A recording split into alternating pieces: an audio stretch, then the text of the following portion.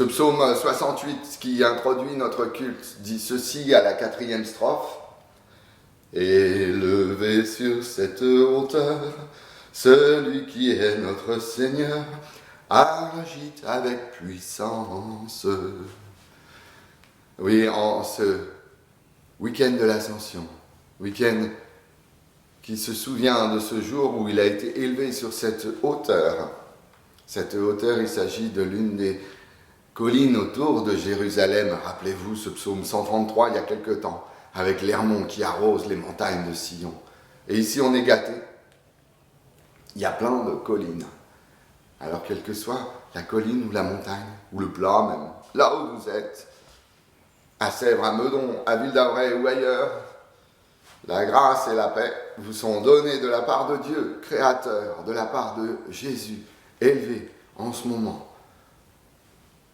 à la gloire de Dieu, et de la part de son Esprit, qui ne va pas tarder à arriver. C'est une promesse que va nous dire Marlène en lisant le premier chapitre des Actes des Apôtres.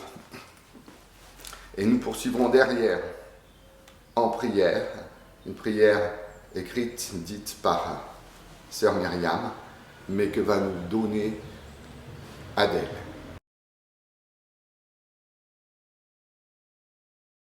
Ceux qui s'étaient réunis lui demandaient « Seigneur, est-ce en ce temps-ci que tu vas établir le royaume pour Israël ?» Il leur répondit « Il ne vous appartient pas de connaître les temps ou les moments que le Père a fixés de sa propre autorité. Mais vous recevrez de la puissance quand l'Esprit Saint viendra sur vous, et vous serez mes témoins à Jérusalem, dans toute la Judée et en Samarie, et jusqu'aux extrémités de la terre. » Après avoir dit cela, pendant qu'il regardait, il fut élevé, et une nuée le déroba à leurs yeux.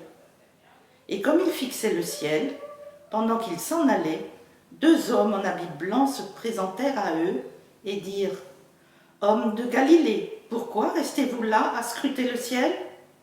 Ce Jésus qui a été enlevé au ciel du milieu de vous viendra de la même manière que vous l'avez vu aller au ciel. » Alors ils retournèrent à Jérusalem, depuis le mont des Oliviers qui est près de Jérusalem, dans le rayon des déplacements autorisés le jour du sabbat. Quand ils furent rentrés, ils montèrent dans la chambre à l'étage où ils se tenaient d'ordinaire. Il y avait Pierre, Jean, Jacques et André, Philippe et Thomas, Barthélemy et Matthieu, Jacques, fils d'Alphée, Simon le Zélote et Judas, fils de Jacques. Tous, d'un commun accord, étaient assidus à la prière avec des femmes, Marie, mère de Jésus, et les frères de celui-ci.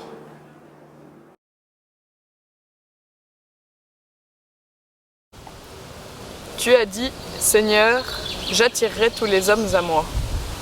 En ton abaissement, nous nous sommes inclinés avec toi. En ta résurrection, nous avons marché avec toi. En ton ascension, comme il nous tarde de nous faire vivants et légers pour suivre ton mouvement vers le Père. Comme il nous tarde que l'humanité se laisse rencontrer ici-bas et dans la vie sans fin. Nous venons d'entendre ce témoignage de Luc. Il y a une parole qui m'a particulièrement touché, c'est lorsqu'il dit « Alors ils retournèrent à Jérusalem, depuis le mont dit des Oliviers, qui est près de Jérusalem, dans le rayon des déplacements autorisés le jour du sabbat. » Et ce rayon, il fait un peu moins d'1 kilomètre. Et je réalise que nous venons de vivre 2 mois de sabbat obligatoire pour tout le monde. Et ce rayon qui faisait 1 kilomètre, aujourd'hui il fait 100 kilomètres. Et écoutez la promesse de Jésus, vous serez mes témoins jusqu'aux extrémités de la terre. Pour l'instant, nous sommes dans un entre-deux. Vous voyez comment les disciples se retirent et tous ensemble, hommes et femmes, ils attendent. Eh bien, nous en sommes là, mais bientôt ce rayon va aller jusqu'aux extrémités de la terre. Et même, les extrémités de la terre vont venir chez nous. C'est ce qu'essaye de dire ce t-shirt de la CIMAD. Et il va nous falloir être témoins. Témoins de quoi ? Dans l'évangile de Matthieu, lorsque Jésus s'en va, il leur dit « Allez par toutes les nations et faites des disciples, baptisez-les au nom du Père, du Fils et du Saint-Esprit, et enseignez-leur tout ce que je vous ai enseigné. » Vous l'avez entendu, hein, faites des disciples. Pas des catéchumènes, pas des paroissiens, pas des protestants, pas des théologiens, pas des archéologues férus d'analyser les textes pour tout savoir de la Bible, des disciples. Disciple, c'est celui qui suit, et qui suit celui qui nous donne cet ordre, c'est-à-dire Jésus, que nous réalisons en ce jour qu'il est Dieu. Faites des disciples. Pour savoir ce que c'est qu'un disciple, j'ai appelé Dietrich Bonhoeffer vivre en disciple. Avant, ça s'appelait le prix de la grâce. Nachfolge, suivre. Suivre Jésus. Seul celui qui est obéissant croit. Il importe pour pouvoir croire de pratiquer l'obéissance vis-à-vis d'un ordre concret. Il faut faire un premier pas d'obéissance pour que la foi ne devienne pas une pieuse façon de s'abuser soi-même. Ce premier pas est qualitativement distinct de tous les pas suivants. Le premier pas de l'obéissance doit conduire Pierre loin de ses filets, hors de son bateau. Il doit conduire le jeune homme loin de ses richesses. Ce n'est que dans cette existence nouvelle créée par l'obéissance qu'il est possible de croire. Alors nous allons, par toutes les nations, en commençant par la nôtre, être témoins et faire des disciples par le témoignage de notre propre existence de disciples, disciples de Jésus. La confession de foi de Jésus, au début, on le sent dans 2 Corinthiens, dans 1 Corinthiens. C'était Jésus-Christ est Seigneur. On est au début des années 50. Puis, quelques années plus tard, on le sent dans Philippiens. La confession de foi devient de plus en plus explicite. Et nous allons la dire ensemble, elle est page 2 dans le livret. Philippiens 2. Et après, parce que cette confession de foi m'a beaucoup marqué, alors je l'avais appris par cœur. J'en ai fait une chanson. Ça sera Gina au piano et Philippe au caron. Mais pour l'instant, avant la bénédiction, disons ensemble cette confession de foi de Philippiens 2. Elle parle de Jésus. Lui qui possédait depuis toujours la condition divine, il n'a pas voulu demeurer de force l'égal de Dieu. Au contraire, il a de lui-même renoncé à tout ce qu'il avait, il a pris la condition de serviteur. Il est devenu homme, parmi les hommes, il a été reconnu comme homme. Il a choisi de vivre dans l'humilité et s'est montré obéissant jusqu'à la mort sur une croix. C'est pourquoi Dieu l'a élevé à la plus haute place et lui a donné un nom au-dessus de tout autre nom. C'est ce que nous disons en ce jour de l'Ascension. Il a été élevé à la plus haute place.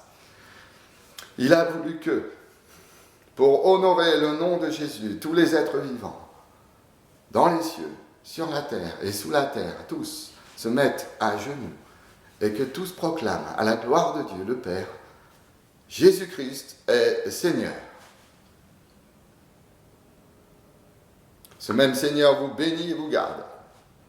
Le Seigneur fait resplendir sur vous sa lumière et vous accorde sa grâce. Le Seigneur tourne son visage vers vous et vous donne la paix. Allons en paix et à bientôt.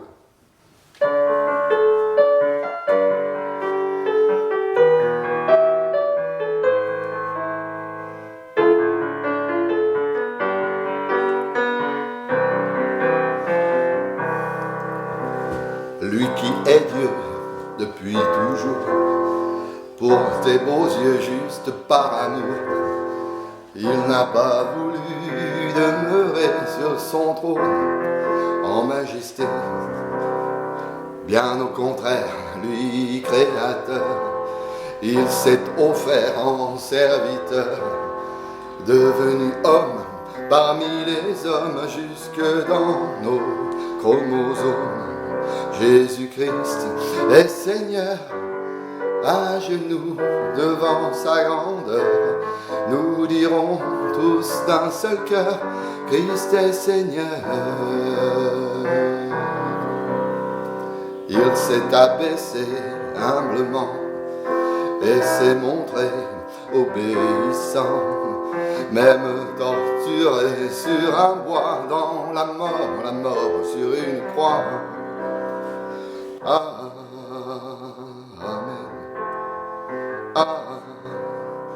Amen.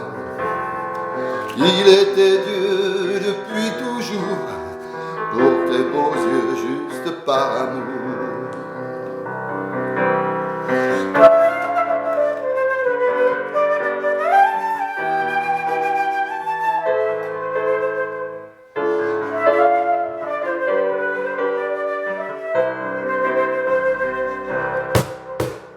C'est pourquoi Dieu l'a élevé, un nom glorieux il lui a donné, un nom au-dessus de tout nom, digne de foi et d'abandon.